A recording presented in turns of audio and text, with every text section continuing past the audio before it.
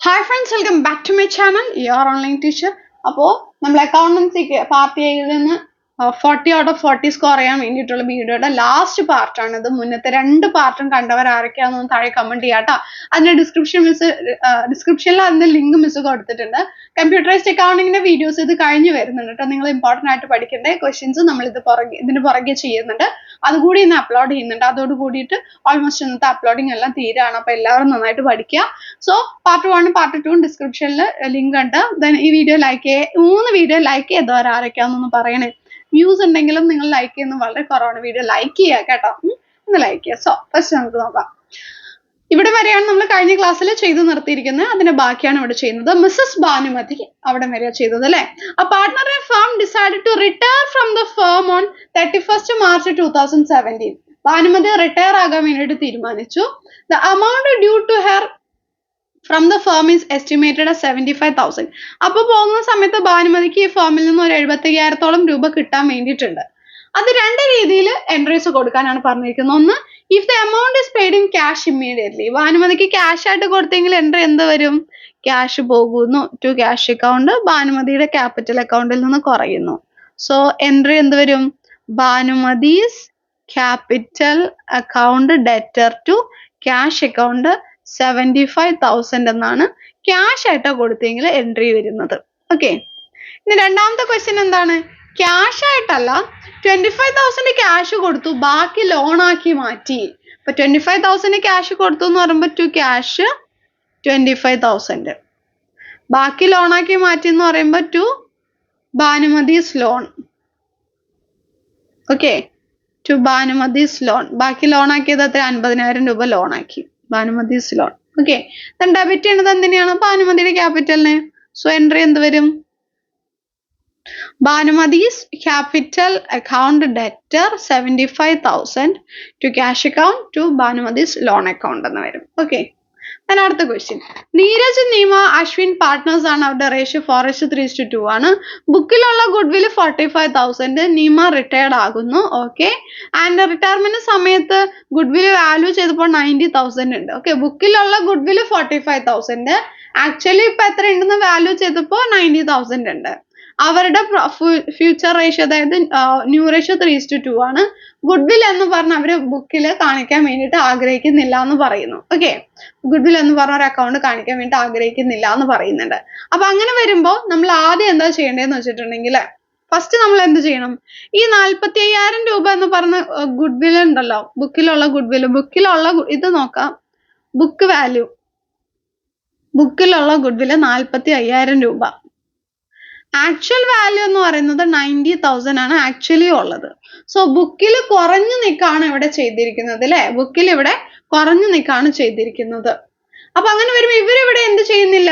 ബുക്കിലെ ഗുഡ്വിൽ കാണിക്കാൻ, and also not to show goodwill in the books, ബുക്കിലെ goodwill കാണിക്കാൻ ഇവർ ആഗ്രഹിക്കുന്നില്ല എന്ന് പറയുമ്പോൾ ബുക്കിലുള്ള 45,000 എന്ന് പറയുന്ന ഗുഡ്വിൽ നമുക്ക് എന്ത് ചെയ്യാം? ബുക്കിലുള്ള 45,000 ഗുഡ്വിൽ നമുക്ക് റൈറ്റ് ഓഫ് ചെയ്ത് കളയാൻ പറ്റും. ബുക്കിലുള്ള ഗുഡ്വിൽ 45,000 റൈറ്റ് ഓഫ് ചെയ്യുമ്പോൾ എൻട്രി എന്താണ്? റൈറ്റ് ഓഫ് ചെയ്യുമ്പോൾ എൻട്രി എന്താണ്? ആ ഗുഡ്വിൽ ഇല്ലാതെ ആകാണ്. അപ്പോൾ ടു ഗുഡ്വിൽ അക്കൗണ്ട്, ആ ഗുഡ്വിൽ ഇല്ലാതെ ആകുന്നു 45,000. ദെൻ ഡെബിറ്റ് ചെയ്യേണ്ടത് ആരെയാണ്? 3 പാർട്ട്ണറെ ഡെബിറ്റ് ചെയ്യണം. Neeraj capital account debtor, Nima's capital account debtor, Ashwin's capital account debtor. കേട്ടോ, അത് അവരുടെ ഓൾഡ് റേഷ്യോയിൽ 4:3:2 റേഷ്യോയിൽ വേണം ഡിവൈഡ് ചെയ്യാൻ. അങ്ങനെ വരുമ്പോൾ 20,000, 15,000, 10,000, ടോട്ടല് 45,000 ഇവിടെ വന്നു. ഇനി രണ്ടാമത് കൊടുക്കേണ്ട എൻട്രിയിലാണ് എന്ത്? അവർക്ക് ഗുഡ്വിൽ കാണിക്കാൻ ആഗ്രഹിക്കുന്നില്ല എന്നാണ് പറയുന്നത്. ഓക്കെ, ബുക്കിൽ ഗുഡ്വിൽ കാണിക്കാൻ ആഗ്രഹിക്കുന്നില്ല. സോ ആക്ച്വലി ഇപ്പൊ എന്താണ്? ബുക്കിലെ അവരുടെ ശരിക്കുള്ള ഗുഡ്വിൽ 90,000 ആണ്. അതിൽ നിമ റിട്ടയർഡ് ആകുമ്പോൾ നിമയുടെ ഷെയർ 3 അല്ലേ, ഇൻറ്റു 3/9 ചെയ്യാം. ഇൻറ്റു 3/9 ചെയ്യുമ്പോൾ നിമയുടെ നമുക്ക് കിട്ടും. നിമയുടെ എത്ര വരും? 90,000 ഇൻറ്റു 3/9 എന്ന് പറയുമ്പോൾ നിമയുടെ ഷെയർ ഓഫ് ഗുഡ്വിൽ എന്ന് പറയുന്നത് 30,000 രൂപയാണ്. അവർ ബുക്കിലെ ഗുഡ്വിൽ കാണിക്കാൻ ആഗ്രഹിക്കുന്നില്ല എന്ന് പറയുമ്പോൾ നമ്മൾ കൊടുക്കേണ്ട എൻട്രി എന്ന് പറയുന്നത് ഇതാണ്. അതായത് ഈ 30,000 എന്ന് പറഞ്ഞ് നിമക്ക് കൊടുത്തുവിടാനുള്ള ഗുഡ്വില്, ഓക്കെ, നമുക്ക് കൊടുത്തുവിടാനുള്ള ഗുഡ്വില് നീരജും അശ്വിനും കൂടി കൊടുത്തുവിടുന്നു.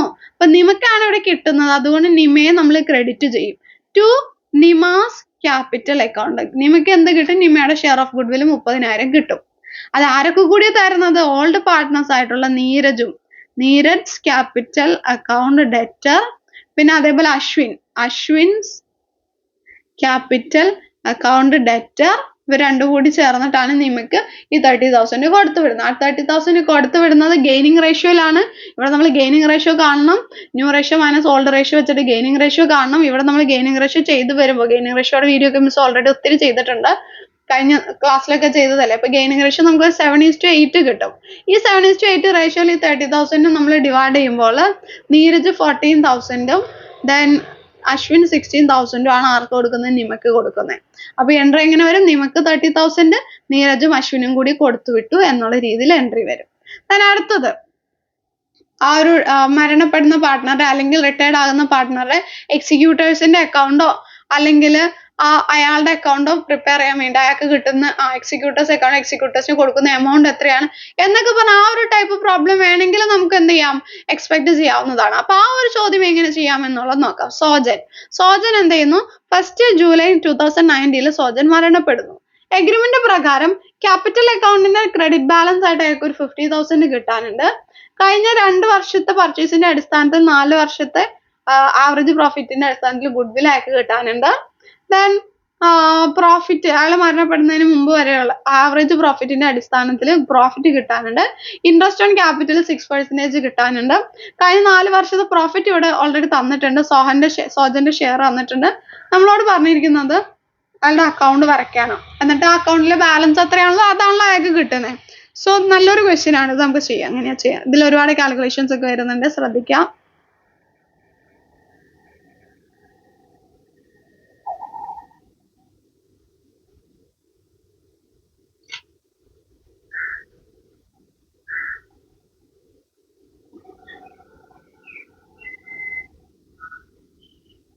നമ്മളതിന്റെ ഹെഡിങ് കൊടുക്കാം, സോജൻസ് ക്യാപിറ്റൽ അക്കൗണ്ട്.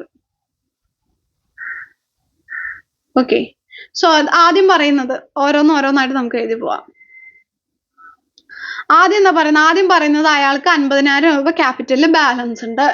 ബാലൻസ് ഉണ്ടെങ്കിൽ ബാലൻസ് ബ്രോ ഡൗൺ 50,000 അത് എഴുതി.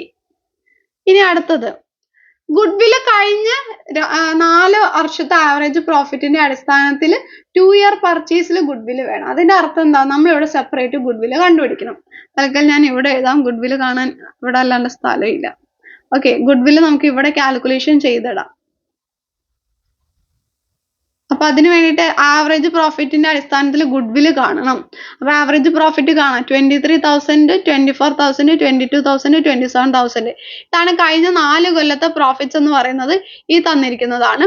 ഇതിന്റെ അടിസ്ഥാനത്തിൽ നമ്മൾ എന്ത് ചെയ്യണം? ആവറേജ് പ്രോഫിറ്റിന്റെ അടിസ്ഥാനത്തിൽ ഗുഡ് വിൽ കാണണം. അപ്പൊ ആദ്യം തന്നെ എന്ത് ചെയ്യുക? ആവറേജ് പ്രോഫിറ്റ് കാണാം. ഇതല്ലാത്ത ചോദ്യം.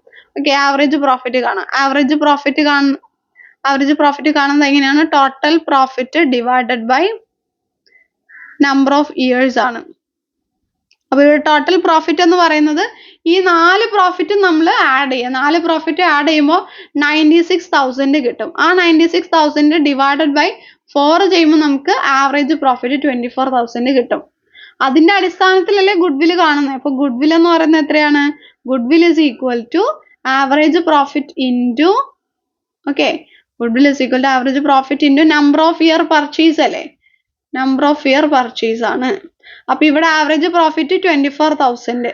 നമ്പർ ഓഫ് ഇയർ പർച്ചേസ് ചോദ്യത്തിൽ എത്ര പറഞ്ഞിരിക്കുന്നത്? 2 ആണ്. ഇൻറ്റു 2 അപ്പൊ എത്ര വരും? 48,000 ആണ് ഗുഡ് വിൽ. ഇത് മൊത്തം ഗുഡ് വിൽ ആണ് 48,000. അതില് സോജന്റെ ഷെയർ നമ്മൾ കണ്ടുപിടിച്ചാൽ മതി. സോജന്റെ ഷെയർ 1/5 അല്ലേ? അപ്പൊ സോജന്റെ ഷെയർ എന്ന് പറയുമ്പോൾ 48,000 ഇൻറ്റു 1/5. ഓക്കെ, ഇൻറ്റു 48,000 എല്ലാവരെയും കൂടി ചേർത്തിട്ടാ.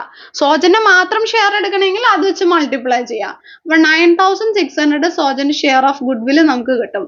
സോ നമ്മൾ എന്ത് ചെയ്യാം? ഗുഡ് വിൽ എന്ന് പറഞ്ഞിട്ട് എഴുതാം. സോജന് കിട്ടൂല good will bye good will 9,600.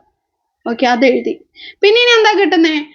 അയാളുടെ ആവറേജ് പ്രോഫിറ്റിന്റെ അടിസ്ഥാനത്തിൽ അയാൾ മരണപ്പെടുന്ന ഡേറ്റിന് മുന്നേ വരെയുള്ള പ്രോഫിറ്റ് അയാൾക്ക് കിട്ടും. അപ്പൊ അയാളുടെ ഷെയർ ഓഫ് പ്രോഫിറ്റ് നമ്മൾ കാൽക്കുലേറ്റ് ചെയ്യാൻ വേണ്ടിട്ട് പോവാണ്. ഹിസ് ഷെയർ ഓഫ് പ്രോഫിറ്റ് അത് ആവറേജ് പ്രോഫിറ്റിന്റെ അടിസ്ഥാനത്തിലാണ്. സോ ആവറേജ് പ്രോഫിറ്റ് എത്രയാ? 24,000 രൂപ ആവറേജ് പ്രോഫിറ്റ്.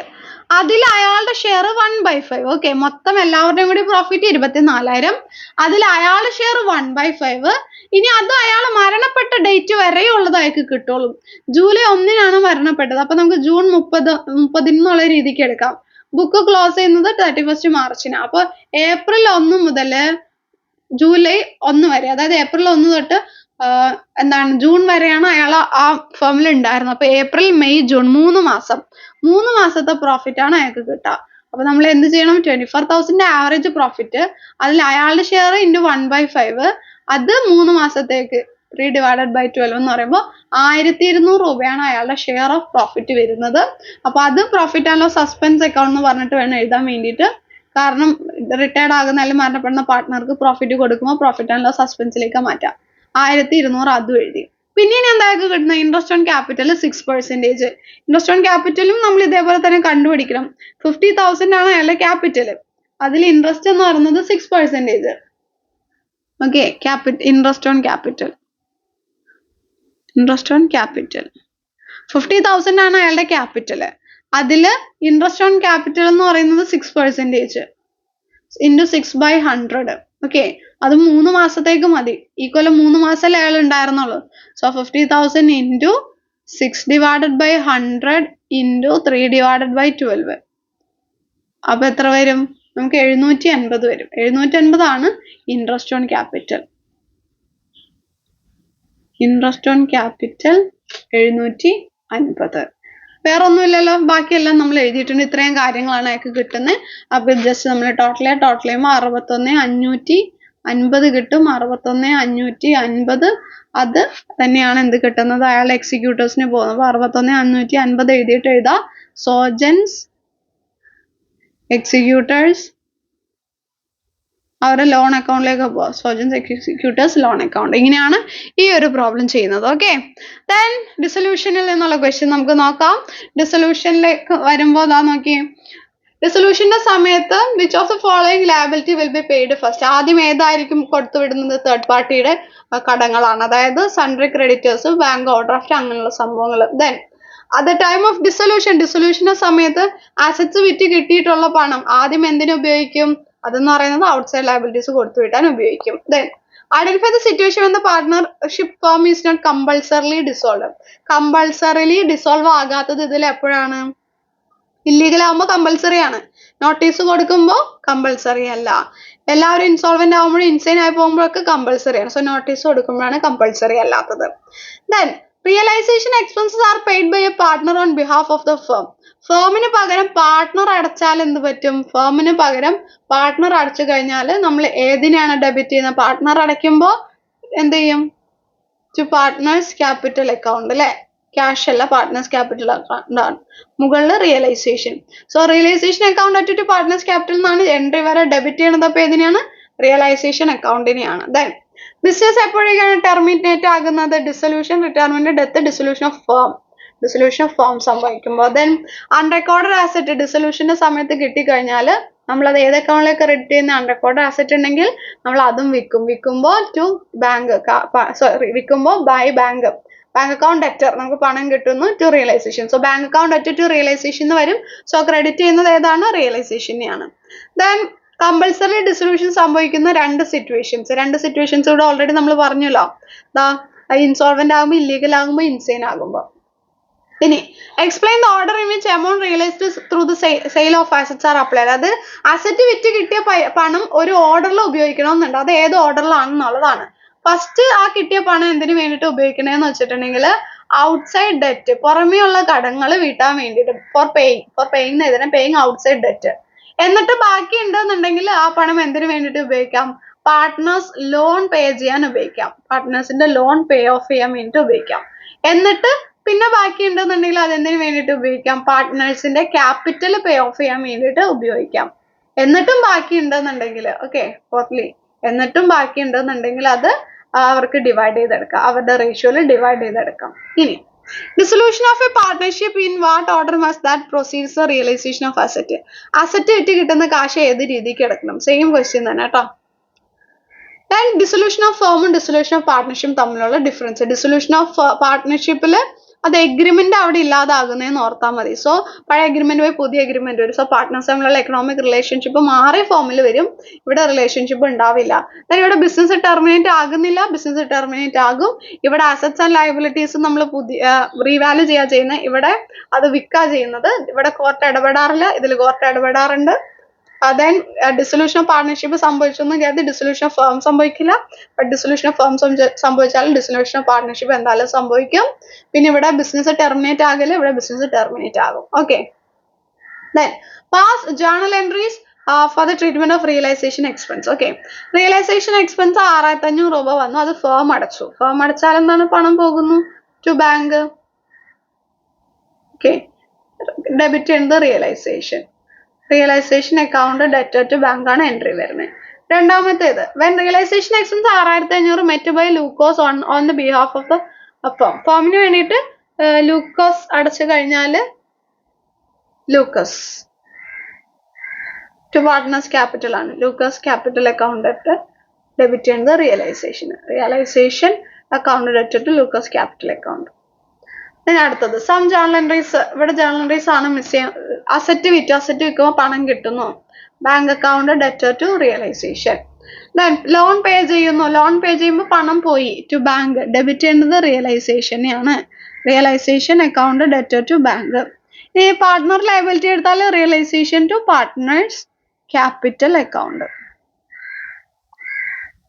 ദെൻ ഇതിലെ ലാസ്റ്റ് ക്വസ്റ്റ്യൻ ആണ് നമ്മൾ ചെയ്യാൻ വേണ്ടിയിട്ട് പോകുന്നത്. Realisation capital account and bank account ഉള്ള പ്രോബ്ലം. നമുക്ക് ഇതാ ഇവിടെ ജനറൽ റിസർവ് ഉണ്ട്, അത് പ്രത്യേകം ശ്രദ്ധിക്കാം. ദെൻ പാർട്ട്നേഴ്സ് ഫേം ഡിസോൾവ് ചെയ്യാൻ തീരുമാനിക്കുന്നു. റിയലൈസേഷൻ എക്സ്പെൻസ് 4000 രൂപ വന്നു. ഡെറ്റേഴ്സ് 5% കുറച്ചിട്ടാണ് നമുക്ക് കിട്ടിയത്. സ്റ്റോക്ക് വിറ്റ് 50,000 കിട്ടി.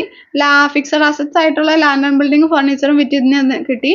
അൺറെക്കോർഡ് അസറ്റ് 5000 രൂപ ഉണ്ടായിരുന്നു, അത് മനു എടുത്തു. ക്രെഡിറ്റേഴ്സിന് കൊടുക്കാനുള്ള ഫുൾ പേയ്മെന്റും കൊടുത്തു. ലെഡ്ജർ അക്കൗണ്ട്സ് വരയ്ക്കാനാണ് പറഞ്ഞിരിക്കുന്നത്. സിമ്പിൾ ആയിട്ട് ആദ്യം റിയലൈസേഷൻ അക്കൗണ്ട് വരയ്ക്കാം.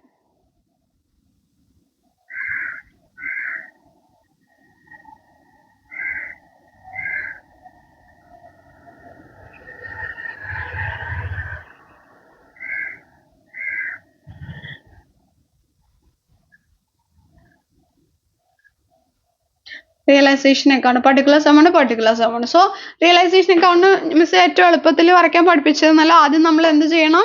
നമ്മൾ ഇവിടെ കിടക്കുന്ന ലയബിലിറ്റീസ് മൊത്തം ലയബിലിറ്റീസ് അല്ല, ഇവിടെ കിടക്കുന്ന ആസറ്റ്സ്. ഓക്കെ, ഇവിടെ കിടക്കുന്ന ഈ ബാലൻസ് ഷീറ്റ് ആസറ്റ്സിലുള്ള ആസറ്റ്സ് മൊത്തം റിയലൈസേഷന്റെ ഇപ്പുറത്തെ സൈഡിലേക്ക് എഴുതണം. അങ്ങനെ എഴുതുമ്പോൾ ഏതൊക്കെ എഴുതാൻ പാടില്ല? ക്യാഷ്, ബാങ്ക് ഒന്നും എഴുതാൻ പാടില്ല. കാരണം എന്താ? അത് വിൽക്കാനില്ല. അസറ്റ് വിൽക്കാനുള്ളതുകൊണ്ടാണ് നമ്മൾ മാറ്റുന്നത്. അത് വിൽക്കാനില്ലാത്തതുകൊണ്ട് അത് എഴുതണ്ട. ബാക്കി stock, debtor, land and building, furniture, ഈ മൂന്നും ഈ തന്നിട്ടുള്ള വിലയിൽ എഴുതാം. ഫർണിച്ചർ 4 ഈ തന്നിട്ടുള്ള വിലയിൽ എന്ത് ചെയ്താ ഇവിടെ കിടക്കുന്നുണ്ട്. ഓക്കെ, ഇവിടെ ആയതുകൊണ്ട് റിയലൈസേഷന്റെ ഓപ്പോസിറ്റ് സൈഡിലേക്ക്, ഈ സൈഡിലേക്ക് വേണം നമ്മൾ എഴുതാൻ വേണ്ടിയിട്ട്. സോ എഴുതാം. അതായത് ഇവിടെ റിയലൈസേഷന്റെ ഈ സൈഡിലേക്ക് to stock 60,000, to debtors 78,000, to land and building 1,00,000, to furniture 20,000. അത് എഴുതി. ഇനി അതേപോലെ തന്നെ ഇവിടെ കിടക്കുന്ന ലയബിലിറ്റീസ് ഒക്കെ നമ്മൾ ഇങ്ങോട്ട് എഴുതുമ്പോൾ ഏത് എഴുതാൻ പാടില്ല? ജനറൽ റിസർവ്, പാർട്ട്നേഴ്സ് ക്യാപിറ്റലും എഴുതാൻ പാടില്ല. അപ്പൊ പിന്നെ ബാക്കി എന്തുള്ളൂ? സൺഡ്രി ക്രെഡിറ്റർ 48,000 മാത്രമേ ഉള്ളൂ, അത് നമ്മൾ ഇവിടേക്ക് എഴുതാം. By sundry creditors 48,000. ഇനി എന്താണ്? ഇനി ഇവിടെ നോക്കിയാൽ മതി. ഇനി എന്ത് ചെയ്യണം? നമ്മൾ ഇവിടെ എഴുതി വെച്ചിരിക്കുന്ന ഈ അസറ്റ് ഒക്കെ വിറ്റു എന്ന് പറഞ്ഞ് ഇങ്ങോട്ടേക്ക് എഴുതണം. Stock, debtors, land and building, furniture. അപ്പൊ ആദ്യം സ്റ്റോക്കിന് എന്താ പറ്റിയെന്ന് അഡ്ജസ്റ്റ്മെന്റ് പറഞ്ഞു നോക്കാം. സ്റ്റോക്ക് വിറ്റ് 50,000 രൂപ കിട്ടി, അപ്പോൾ ആ പണം കിട്ടി. ബൈ ബാങ്ക് എന്ന് പറഞ്ഞ് എഴുതണം. എന്നിട്ട് ബ്രാക്കറ്റിൽ എഴുതാം സ്റ്റോക്കിൽ നിന്നാണല്ലോ കിട്ടിയത്, അപ്പൊ 50,000. ഇനി ഡെറ്റേഴ്സിനെ പറ്റിയിട്ട് എന്താ പറഞ്ഞിരിക്കുന്നത്? ഡെറ്റേഴ്സ് 5% കുറച്ചിട്ടാണ് കിട്ടിയത്. അപ്പൊ ഡെറ്റേഴ്സിന്റെ എമൗണ്ട് എത്രയാ? 78,000. 78,000 ഇൻറ്റു 5/100 എന്ന് പറയുമ്പോൾ ഇൻറ്റു 5/100 എന്ന് പറയുമ്പോൾ എത്ര വരുന്നുണ്ട്? 3900 കുറച്ചിട്ടാ കിട്ടിയത്, -3900. ഓക്കെ, അപ്പൊ നമ്മൾ ഇവിടെ എഴുതാം ബൈ ബാങ്ക് പണം കിട്ടി. എങ്ങനെ കിട്ടി? ഡെറ്റേഴ്സിന്റെ നിന്നാണ് കിട്ടിയത്. അത് എമൗണ്ട് എത്ര വരും? എമൗണ്ട് 78,000. ആ 78,000 നിന്ന് 3900 കുറച്ച് കഴിയുമ്പോൾ നമുക്ക് കിട്ടുന്നത് 74,100. ഇനി land and building. Land and ബിൽഡിങ്ങിന് എന്ത് പറ്റി? ലാൻഡ് ആൻഡ് ബിൽഡിംഗ് വിറ്റിട്ട് 1,40,000 കിട്ടിയിട്ടുണ്ട്. അപ്പൊ ബൈ ബാങ്ക്. ഇനി അസറ്റ് ആരെങ്കിലും പാർട്ട്ണർ എടുത്തു എന്ന് പറഞ്ഞാൽ ബൈ ബാങ്ക് എന്ന് മാറ്റിയിട്ട് ബൈ പാർട്ട്ണർ എന്ന് എഴുതണം കേട്ടോ. Land and building. Land and building വിറ്റിട്ട് നമുക്ക് എത്ര കിട്ടി? 1,40,000 കിട്ടി. ഇനി ഫർണിച്ചർ. ഫർണിച്ചറിന് എന്താ പറ്റിയിരിക്കുന്നത്? ഫർണിച്ചർ വിറ്റ് 18,000 കിട്ടി. അപ്പൊ ബൈ ബാങ്ക് പണം കിട്ടി. എങ്ങനെ കിട്ടിയത്? ഫർണിച്ചർ ആണ്. ഫർണിച്ചർ ആയിട്ടാണ് കിട്ടിയത്. 18,000 രൂപ കിട്ടി. സോ അതെല്ലാം എഴുതി. സോ നമ്മൾ എന്ത് എഴുതി? ഇവിടെ എഴുതിയിരുന്ന ആസറ്റ്സ് ഒക്കെ ഇങ്ങോട്ടേക്ക് എഴുതി വിറ്റു എന്ന് പറഞ്ഞു. ഇനി ഇവിടെ എഴുതിയിരിക്കുന്ന ലയബിലിറ്റി ഒക്കെ ഇങ്ങോട്ടേക്ക് എഴുതാ പേ ചെയ്തു എന്ന് പറഞ്ഞു. ഇവിടെ ആകെ ഒരു ലയബിലിറ്റി സൺട്രി ക്രെഡിറ്റർ മാത്രമേ ഉള്ളൂ. സൺട്രി ക്രെഡിറ്ററിനെ പറ്റിയിട്ട് എന്താണ് അഡ്ജസ്റ്റ്മെന്റ് പറഞ്ഞിട്ടുള്ളത് നോക്കാം. സൺട്രി ക്രെഡിറ്ററിനെ പറ്റിയിട്ട് എന്താ പറഞ്ഞിരിക്കുന്നത്? അവർക്ക് കൊടുക്കാനുള്ള മൊത്തം കൊടുത്തു എന്നാ പറയുന്നത്. അത് 48,000 രൂപ മുഴുവനും കൊടുത്തു.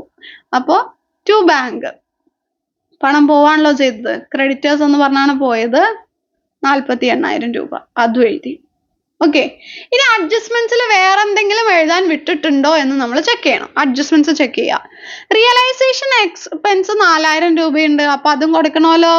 To bank realisation expense. Okay, 4,000 രൂപ അത് എഴുതി.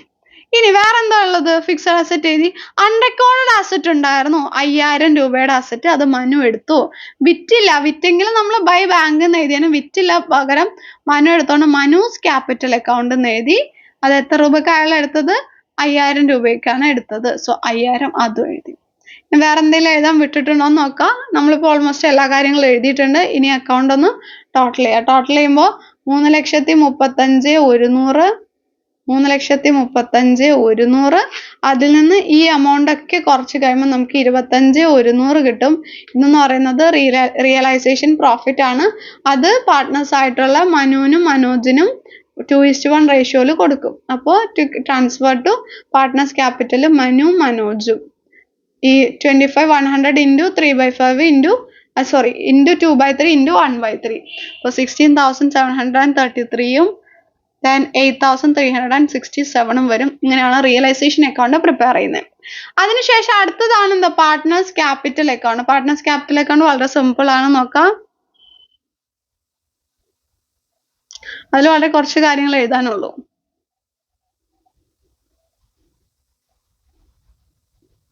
രണ്ട് പാർട്ട്ണർ ഉള്ളതുകൊണ്ട് 2 എമൗണ്ട് കോളം വരയ്ക്കാം.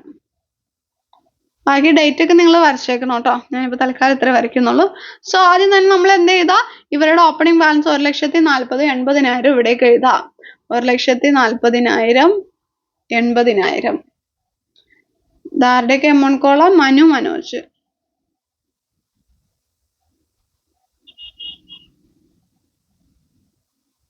മനോജ്. ഓക്കെ, ദെൻ അപ്പോൾ ഓപ്പണിംഗ് ബാലൻസ് നമ്മൾ എങ്ങനെ എഴുതേണ്ടത്? ബാലൻസ് റോ ഡൗൺ എന്ന് പറഞ്ഞ് എഴുതണം. പിന്നെ ഇനി ബാലൻസ് ഷീറ്റ് നോക്കി. ജനറൽ റിസർവ് 30,000 കിടക്കുന്നുണ്ട്. അത് ഈ 2:1 റേഷ്യോയിൽ അവർക്ക് കൊടുക്കണം.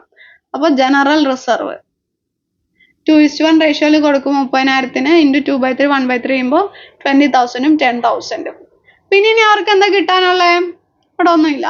റിയലൈസേഷൻ പ്രോഫിറ്റ് കിട്ടണ്ടേ? റിയലൈസേഷൻ പ്രോഫിറ്റ് ഇതാ ഈ 16,733 8,367 കിട്ടണമല്ലോ. അത് എഴുതാം. റിയലൈസേഷൻ എന്ന് പറഞ്ഞിട്ട് എഴുതാം.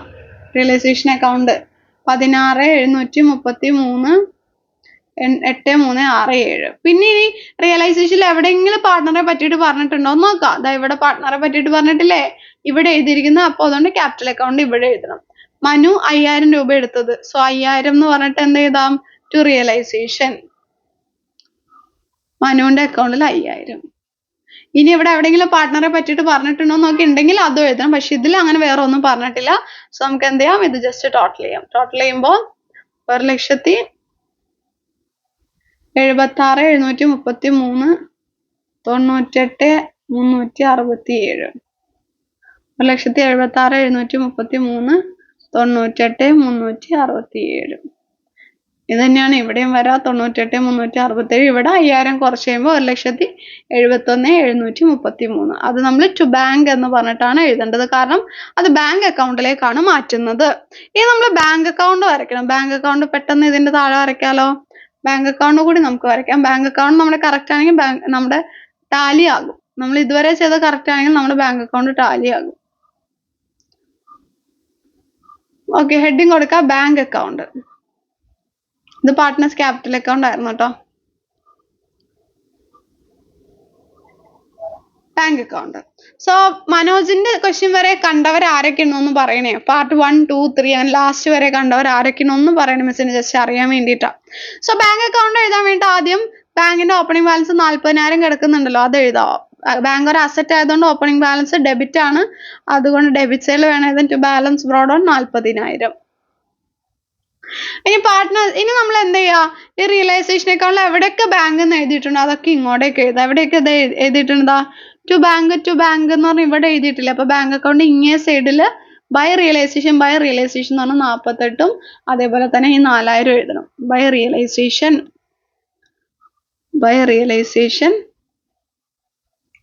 48,000. അതേപോലെ തന്നെ പിന്നെയും ബൈ റിയലൈസേഷൻ 4,000 അത് എഴുതി. ഓക്കെ, പിന്നെ ഇനി ഇപ്പുറത്തെ സൈഡിലല്ലേ ബാങ്കുകൾ, ഇവിടെ ഒന്നുമില്ല. ഇപ്പുറത്തെ സൈഡിൽ ഇതാ 1, 2, 3, 4 ബാങ്ക് ഉണ്ട്. 50,000, 74,100, 1,40,000, 18,000. അത് നമ്മൾ ഇപ്പുറത്തെ സൈഡിലേക്ക് എഴുതാം. ഈ ഡെബിറ്റ് സൈഡിൽ എഴുതാം. ഇവിടെ ക്രെഡിറ്റ് കിടക്കുന്നുണ്ട്, ഡെബിറ്റ് സൈഡിലേക്ക് വേണം എഴുതാൻ. ബാങ്കിന്റെ ഡെബിറ്റ് സൈഡിൽ നമ്മൾ ഓരോന്നായിട്ട് എഴുതാം. 50,000, 74,100, 1,40,000, 18,000.